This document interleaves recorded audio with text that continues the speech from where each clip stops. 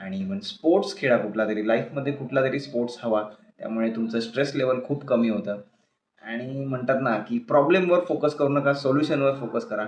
तुम्हाला एक ना एक दिवस नक्की यश येईल. सो आजचा हा व्लॉग जो आहे तो मी मिशीला माझा ताव देऊन सुरुवात करत आहोत. तर तुमचं स्वागत आहे मित्रांनो आपल्या चॅनलला जर्नी विथ चेतनमध्ये. आणि मी चेतन. आणि जर नेहमीप्रमाणे जर तुम्ही आपल्या चॅनलला, आपल्या व्हिडिओमध्ये नवीन असाल, आपल्या यूट्यूब फॅमिलीमध्ये नवीन असाल, तर आपल्या चॅनलला लाईक, शेअर आणि सबस्क्राईब करायला मात्र विसरू नका. आणि ही व्हिडिओ आवडली तर कमेंट नक्की करा. सो आजचा आपण ब्लॉग चालू करूया. आजच्या ब्लॉगचा टॉपिक जो आहे तो एकांत. आता एकांत म्हणजे की भाई माझा ब्रेकअप झाला आहे, त्यातला एकांत नाही आहे. तो वेगळा टॉपिक आहे, हा वेगळा टॉपिक आहे. तर एकांत म्हणजे तुम्ही फायनान्शियली स्टेबल नसाल किंवा म्हणजे खूप स्ट्रेस लेव्हल असेल लाईफमध्ये, तर मी काय करू? मी एकटा असताना असे विचार मनात येतात दादा, तर मी काय करू? तर त्यासाठी हा ब्लॉग आहे. तर तुम्ही हा ब्लॉग शेवटपर्यंत नक्की बघा. तर सर्वात पहिली गोष्ट म्हणजे एकांत. एकांत असल्यावर आपल्या डोक्यात भरपूर निगेटिव्ह थिंकिंग येतात. त्यामुळे म्हणजे मी काय करू यार? माझं लाईफमध्ये काय होईल की नाही? माझं एवढं वय झालंय तरी पण मी आज वेल सेटल नाही आहे. म्हणजे काहीच अचीव्ह केलेलं नाही आहे. तर असे खूप सारे विचार आपल्या डोक्यात चालू असतात, इव्हन येतात पण. तर माझं म्हणणं असं आहे की सर्वात पहिले म्हणजे तुम्हाला जी आवडते ती गोष्ट पहिले तुम्ही करा. आता फॉर एक्झाम्पल मला क्रिकेट खूप आवडतं खेळायला. सो मी असं कधी फ्रस्ट्रेट असेल ना, तर बिनधास्त पहिले क्रिकेट खेळायला जातो. आणि क्रिकेटमध्ये मुळात तुम्ही क्रिकेट फॅन असाल, तुम्हाला क्रिकेट खेळायला आवडत असेल, तर तुम्हाला माहिती असेल, की आठवड्यातून एक जरी शॉट चांगला लागला, एक जरी प्रॉपर सिक्स लागला स्ट्रेट वगैरे किंवा तुमचा जो आवडता शॉट आहे किंवा तुमचा जो तुम्हाला जी आवडती बॉलिंग आहे, ती तुम्ही परफेक्ट पडलीत किंवा परफेक्ट शॉट तुम्हाला पडला, तर पूर्ण आठवडा खूप छान जातो. आपण इव्हन तुम्ही रील्स वगैरे पण खूप बघितल्या असतील. तर ते हे एक रिझन आहे. आणि हे झालं माझं क्रिकेटचं म्हणजे मला आवडतं. तर तुम्हाला ज्या गोष्टी आवडतात, एखाद्याला रीडिंग आवडत असेल, एखाद्याला मूव्हीज आवडत असेल, एखाद्याला वेब सीरीज बघायला आवडत असेल किंवा कॉमेडी शो बघायला आवडत असेल किंवा फिरायला जायला जर आवडत असेल, तर तुम्ही त्या गोष्टी मला असं वाटतं की पहिले करा. कारण तुम्ही जसं एका खोलीत किंवा एका ठिकाणी शांतपणे एकटे असाल, तर ते विचार तुम्ही करत असाल, तर ते विचार तुमच्या डोक्यात येऊ नये म्हणून ह्या गोष्टी तुम्ही करा. या गोष्टी तुमचे विचार कन्व्हर्ट करायला खूप मदत करतील. त्यामुळे तुम्हाला जी आवडेल ती गोष्ट तुम्ही पहिले करा. कारण ज्या गोष्टीमध्ये तुम्हाला आनंद भेटतो. कारण म्हणतो ना, की "अरे यार, सगळ्यांसाठी जगतो आपण, पण स्वतःसाठी कधी जगायचं?" तर पहिले एकदा तरी स्वतःसाठी जगून बघा.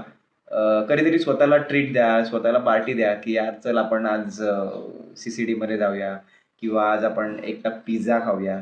तर मला असं वाटतं, की स्वतःला कधीतरी वेळ द्या. कारण तुम्ही जे कमवता ते घरच्यांना देतात. तुम्हाला त्यातली पर्टिक्युलर अमाउंट भेटते आणि त्यात तुम्ही महिना काढतात. आता हे जर झालं जॉबचं आणि इव्हन कॉलेजचं किंवा स्कूलचं असेल, तर तुम्ही नुसता घरचे बोलतात म्हणून अभ्यास, अभ्यास, अभ्यास, अभ्यास करताय आणि तुम्हाला खेळायला खूप कमी वेळ भेटतोय. तर मला असं वाटतं, की तुम्ही पहिले अभ्यास करा. प्रॉपर अभ्यास करा. म्हणजे अभ्यास म्हणजे कंटिन्यू अभ्यास करणं असं नाही, तर स्मार्टली अभ्यास करा. YouTubeला भरपूर व्हिडिओ आहेत, की स्मार्टली कसा अभ्यास करायचा, किती वेळ अभ्यासाला द्यायचा, किती वेळ खेळण्याला द्यायचा, सगळी टाईम मॅनेजमेंट त्यांनी सांगितलेली असते. तर त्या प्रमाणे तुम्ही म्हणजे स्वतःला ट्रीट करा. सो तुम्ही तुमची लाईफ एन्जॉय करू शकाल आणि म्हणतो ना, की यार मी एवढा अभ्यास करतोय तरी पण मला रिझल्ट भेटत नाही आहे.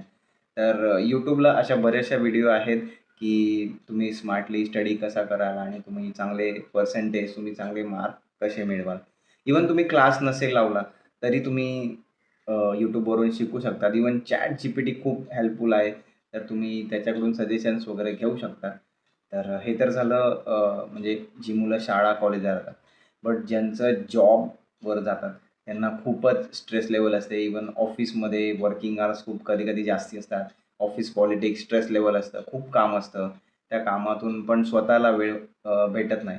तर माझं असं म्हणणं, की तुम्ही सेपरेटली असा वेळ काढू नका. बघा जसं तुम्ही सपोज ऑफिसमधून लेट सुटला, तर थोडं घरच्यांना सांगा मला लेट होईल, मी येतो.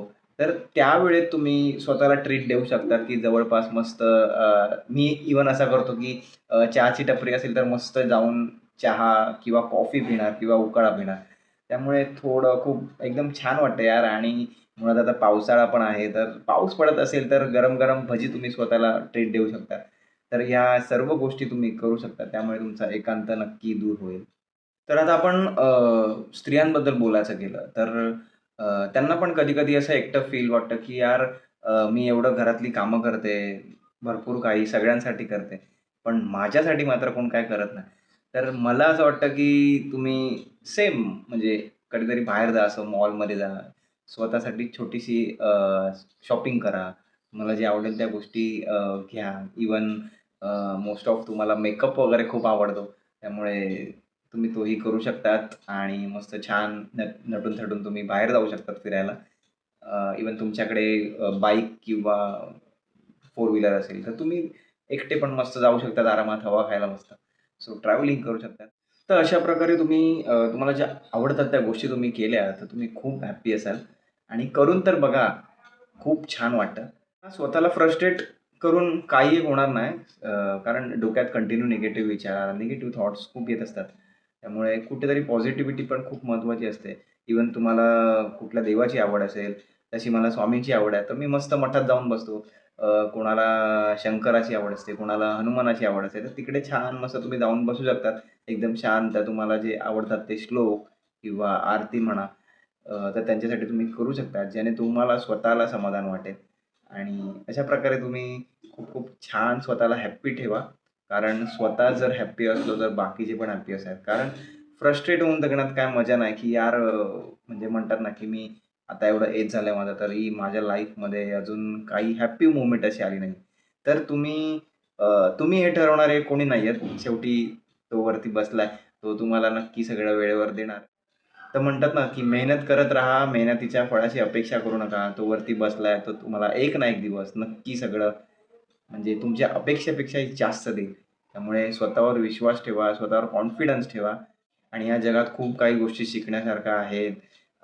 आणि इव्हन देवाचे आभार माना, की तुम्ही सुदृढ आहात, की तुमच्यात काही कमी नाही आहे. कारण ज्यांना म्हणजे म्हणतो ना, ज्यांना दिसत नाही, ज्यांना ऐकायला येत नाही, तर त्यांना आयुष्याची किंमत विचारा. तर ते तुम्हाला नक्की सांगतील. तुम्ही हवं तर लहान मुलांबरोबर पण वेळ तुमचा घालवू शकतात.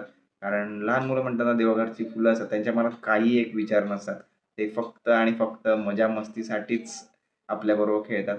सो त्यांच्याबरोबर पण तुम्ही टाईम स्पेंड करू शकता. किंवा सध्या लहान मुलांमध्ये ट्रेंडिंग PUBG वगैरे पण खेळतात. मी बऱ्याचशा मुलांना बघतो.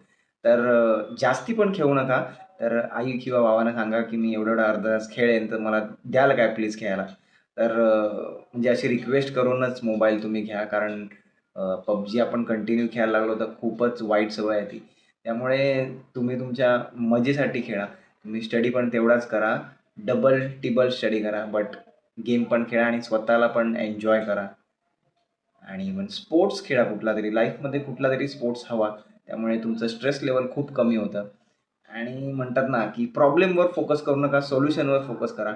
तुम्हाला एक ना एक दिवस नक्की यश येईल. आणि सर्वात महत्त्वाची गोष्ट म्हणजे तुम्हाला खूपच एकटं वाटत असेल, तर तुम्हाला कोण मैत्रीण किंवा मित्र असतील किंवा तुम्हाला काही महत्त्वाच्या गोष्टी आई-बाबांबरोबर शेअर करायच्या असतील, तर तुम्ही नक्की करा. मनात ठेवू नका. मनात ठेवून खूपच एकटेपणा वाटतो. त्यामुळे शेअर करा. आणि तुम्ही एकदा शेअर केलं तर तुम्हाला खूपच मोकळं वाटेल. तर मित्रांनो आजचा हा ब्लॉग तुम्हाला कसा वाटला तर मला कमेंटमध्ये नक्की सांगा. आणि एकटे राहू नका. तुम्हाला काही असेल, तुम्हाला काही अडत असेल तर मला कमेंट नक्की करा किंवा मला Instaला DM करा. मी तुम्हाला त्याचं नक्की सोल्युशन देईन. सो चला तर मग मित्रांनो आपण भेटूया आता नेक्स्ट ब्लॉगमध्ये.